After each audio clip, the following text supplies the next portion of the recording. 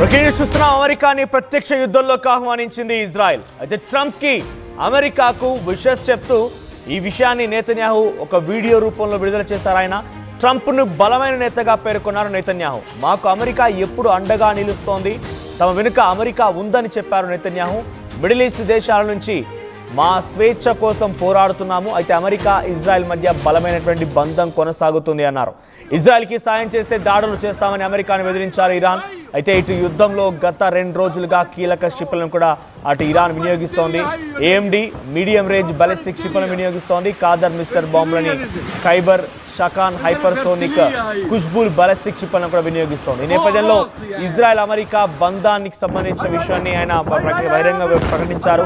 అటువైపు అమెరికానేమో తమ సెల్ఫ్ డిఫెన్స్లో భాగంగానే ఇజ్రాయెల్ ఇరాన్పై దాడి చేస్తోంది, మాకు ఈ దాడికి ఎటువంటి సంబంధం లేదనే విషయాన్ని అమెరికా చెప్తోంది. America white house secretary Marco Rubio ఈ ప్రకటన చేశారు.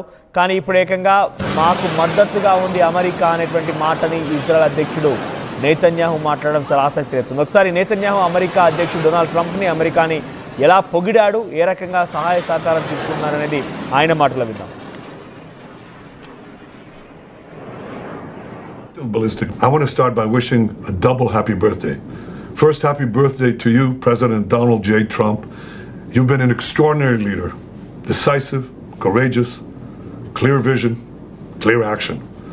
You have done great things for Israel. You've been an extraordinary friend to the Jewish state and to me personally. We've known each other for many years, and we appreciate what you're doing now, helping protect Israeli lives against the criminal regime in Iran. I want to wish also a 250th happy birthday to the American Army. The men and women of the armed services of the United States have protected freedom for 2.5 centuries. We would not have a free world without you. Thank you on behalf of free peoples everywhere. Today, Israel is defending freedom in the Middle East and beyond. We're doing so against a tyrannical and radical Iranian regime that wants to build atomic bombs to destroy us and wants to build ballistic missiles, including intercontinental ballistic missile, to be able to threaten anyone and everywhere in the world. By defending ourselves, we're also defending others. We're defending our Arab neighbors, our Arab friends in peace. We're defending Europe. We're helping defend also the United States, which helps us all the time in our defense. This is an important mission.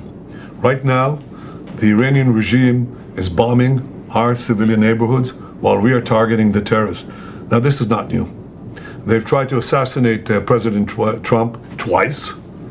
They bombed American embassies.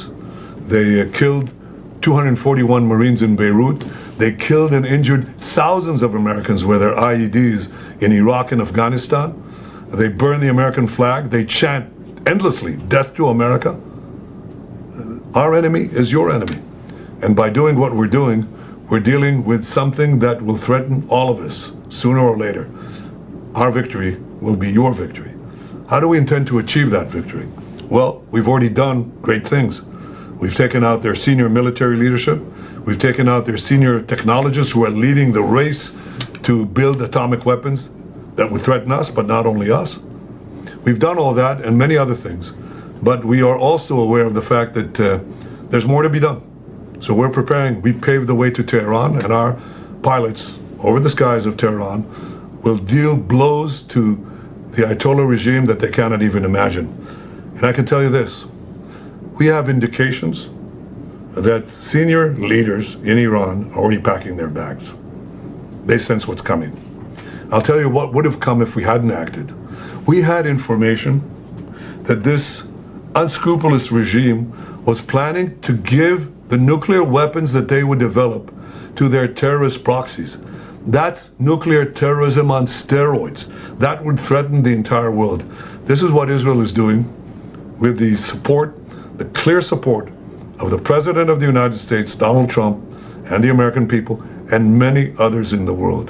So with God's help, and with the goodwill and resolution of all free societies, we shall win. I want to start by right, ఇది Netanyahu మాట్లాడిన మాట. America అధ్యక్షుడు Donald Trump మాకు సహకరిస్తున్నారు, మేము ఇద్దరం కలిసే ఉన్నాం, ఇద్దరి మధ్య బంధాలు ఆ రకంగా ఉన్నాయి, మరోసారి నేను అమెరికాని డైరెక్ట్గా యుద్ధంలోకి రమ్మని ఆహ్వానిస్తున్నట్టుగా మాట్లాడుకొచ్చారు. ప్రస్తుతం నిజంగానే కనుక అమెరికా యుద్ధంలోకి బహిరంగంగా వస్తే, డైరెక్ట్ యుద్ధంలో కనుక దిగాల్సి వస్తే రేపటి రోజున పరిస్థితి చాలా దారుణంగా మారే అవకాశం ఉంది. ఎస్, మరిన్ని అప్డేట్స్తో మా ప్రతినిధి ఏపీ ఇన్పుట్ ఎడిటర్ కృష్ణమోహన్ సిద్ధంగా ఉన్నారు. కృష్ణమోహన్, సో నిజంగా అమెరికా కనుక డైరెక్ట్గా యుద్ధంలోకి దిగితే పరిస్థితి ఏంటి?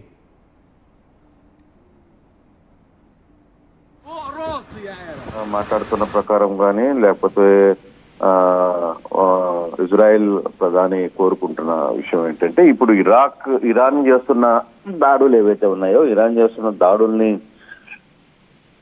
మనం కానీ అంటే క్యాజువల్ గా మనకు అర్థమవుతుంది ఏంటంటే, ఇరాన్ చేస్తున్న దాడుల్ని ఇజ్రాయెల్ తట్టుకోలేకపోతుంది. బేసిక్ గా ఇరాన్ పెద్ద ఎత్తున ఇజ్రాయెల్ మీద దాడులు చేస్తున్న పరిస్థితి, కంప్లీట్ గా కూడా పెద్ద ఎత్తున డ్రోన్స్ ఆయనతో కావచ్చు, లేకపోతే మిక్స్ కావచ్చు, వీటన్నిటితో ఇజ్రాయెల్ మీద దాడులు చేస్తుంది. ఇజ్రాయెల్ డిఫెన్స్ వ్యవస్థ పూర్తిగా కూడా దీన్ని ఆపలేకపోతున్న పరిస్థితిని ఒప్పుకొని తీరాలి. ఇజ్రాయెల్కి ఇప్పుడు తక్షణం ఎవరో ఒక దేశం నుంచి పెద్ద ఎత్తున ఒక సపోర్ట్ అయితే కావాల్సిన పరిస్థితి ఉంది.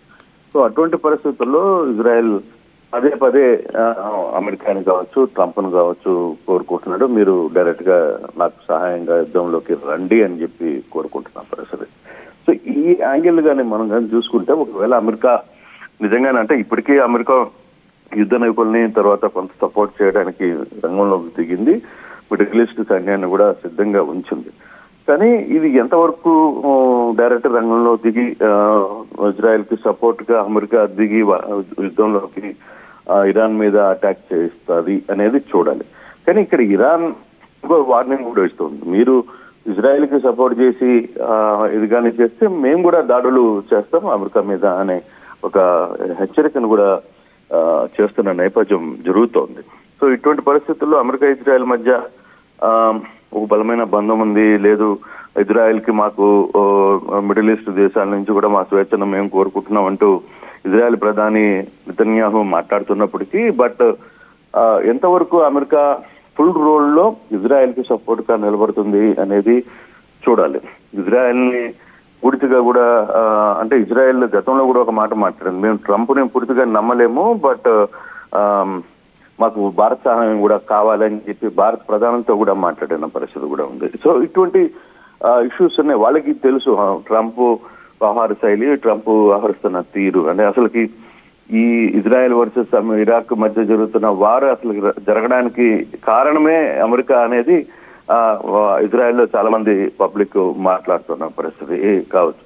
అంటే ఇటువంటి ఈ పరిస్థితుల్లో అమెరికా ఎంతవరకు రంగంలోకి దిగుతుంది, ఎంతవరకు పబ్లిక్ లోకి డైరెక్ట్ గా వార్లోకి వస్తుంది అనేది వేచి చూడాల్సిన పరిస్థితి అవుతుంది. బహుశా ఇప్పటికే కొంత అమెరికా సైన్యాలు ఇజ్రాయెల్ కి కొంత చేరుకుంటున్నాయి, కొంత యుద్ధ విమానాలు యుద్ధ నౌకలు కూడా ఇక్కడికి చేరుకుంటున్న పరిస్థితి కనపడుతుంది. కాబట్టి సో ఫర్దర్ మూవ్మెంట్ ఏ మూవ్మెంట్ లో ఎలా అమెరికా డైరెక్ట్ గా ఇన్వాల్వ్ అవుతుంది, ఏ విధంగా యాక్షన్ తీసుకోబోతుంది, ఏ విధంగా ముందుకు వెళ్ళబోతుంది అనేది ఒక క్లారిటీ రావాల్సిన పరిస్థితి అయితే ఉంది. బట్ అది నేరుగా ఈ యుద్ధంలోకి దిగితే, ఒకవేళ అమెరికా నిజంగానే ఇజ్రాయెల్